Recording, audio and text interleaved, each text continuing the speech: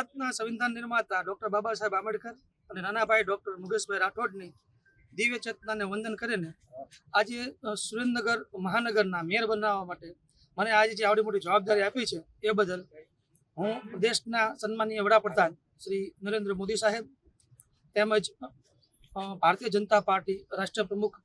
નીતિન નવીનજી એવા જ આપણા ગુજરાતના પ્રણેતા પુત્ર અને ગૃહમંત્રી શ્રી અમિત શાહ સાહેબ, ગુજરાતના મૃદુ અને મક્કમ મુખ્યમંત્રી ભૂપેન્દ્રભાઈ પટેલ સાહેબ, એવી જ રીતે પ્રદેશ પ્રમુખ શ્રી જગદીશભાઈ વિશ્વકર્માજી, ગૃહમંત્રી શ્રી હર્ષ સંઘવી સાહેબ, સંગઠન મહામંત્રી રત્નાકરજી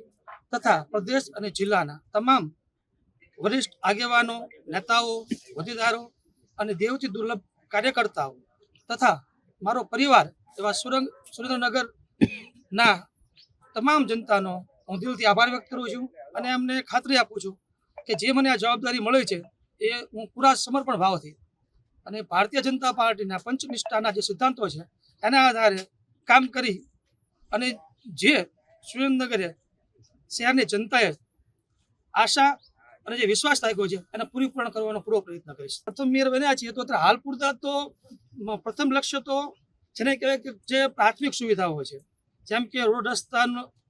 સ્ટ્રક્ચર છે, ત્યારબાદ પાણીની સુવિધા. ઘણા ખરા વિસ્તારોમાં હજી પાણી પૂરતા પ્રમાણમાં પહોંચતું નથી, ગંદા પાણીના પણ પ્રશ્નો છે. ત્યારબાદ ડ્રેનેજના ઘણા બધા વિષયો છે. ત્યારબાદ ખાસ કરીને સ્વચ્છતા, ટ્રાફિક અને વૃક્ષો, આ ત્રણ વસ્તુ એવી છે કે જે આપણે સુરેન્દ્રનગરને ખાસ જરૂરી છે. પણ આમાં તંત્ર ગમે એટલું કામ કરે 100% કામ પૂરું કરી ન શકે જો તેમાં પ્રજા જાગૃત ના હોય. તો ખાસ કરીને પ્રજાને આ ત્રણ વિષયો માટે જાગૃતિકરણના ખાસ કાર્યક્રમો કરવા છે અને યુવાનોને જોડી અને આ ત્રણ વિષયો ખૂબ સારી અને સુદૃઢ રીતે આગામી દિવસોમાં થાય એવા પ્રયત્નો કરવામાં આવશે. આજ રોજ સુરેન્દ્રનગર મહાનગરપાલિકાના મેયર તરીકે ભારતીય જનતા પાર્ટીમાં સંગઠનમાં વર્ષોથી કામ કરતા અનુસૂચિત મોરચામાં જેઓએ જવાબદારી નિભાવી છે, યુવા મોરચામાં જવાબદારી નિભાવી છે, જેમનો પરિવાર એક શિક્ષિત પરિવાર છે અને સુરેન્દ્રનગર જિલ્લાના યુવા મોરચાના પૂર્વ અધ્યક્ષ સ્વર્ગસ્થ મુકેશભાઈ રાઠોડના ભાઈ શ્રી રાકેશભાઈ રાઠોડની મેયર તરીકે વરણી કરવામાં આવી છે. એવી જ રીતે ડેપ્યુટી મેયર તરીકે સુરેન્દ્રનગર જિલ્લા